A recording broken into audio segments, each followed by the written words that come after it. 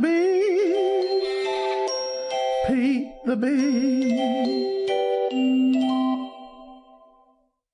Pete the Bee and the Vicar's Tea Party. Written and narrated by Paul Cook. Pete the Bee and the Vicar's Tea Party. Sometimes the vicar gave tea parties in his garden, mostly in the afternoon. He held one at harvest, one at Easter, and one at Pentecost, which was often in June.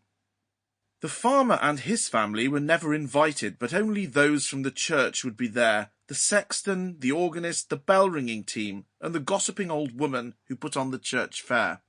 Brambles the sheepdog didn't like the vicar, who had swiped at him once with his cane. Claridge didn't like the vicar much either, because he'd nearly knocked him over as he drove down the lane. It seemed to Brandon the fly, who had heard enough about the vicar, that it might be considered quite rude if the animals didn't go along to the party and help themselves to some of his food. The church and vicarage were on the edge of the village and considered to be quite near, so after some talking and chatting about it, they decided going along would be a very good idea. They set off across the fields, through the woods, and stopped beside a little brook. There they waited and stayed a while, and Pete the Bee went to have a look.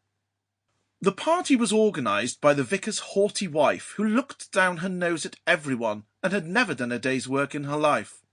She was dumpy, grumpy, pompous and fat, and always wore a flowery old-fashioned hat. You would see her in church every week, and when she sat on a pew, you would hear the wood creak.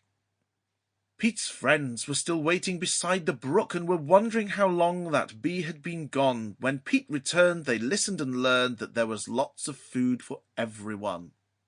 They crept up to the garden and laid low in the grass, and watched the vicar's wife pour wine into a glass.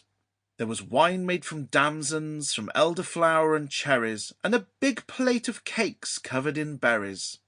All the nosy wives from the village were there, and they stood drinking tea on the vicar's lawn, comparing their nails and their fake-coloured hair. "OK, I'm ready," said Claridge with a grin. "It's time to go. I'll be the first to go in."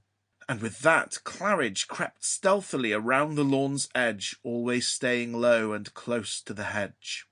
Claridge made a run for it, and entered the house through the open back door. He ran into the kitchen, hit a chair, and skidded on the floor. There was some smoked salmon and mackerel on a plate on a shelf. Claridge couldn't believe his luck, so he... Sample complete. Ready to continue?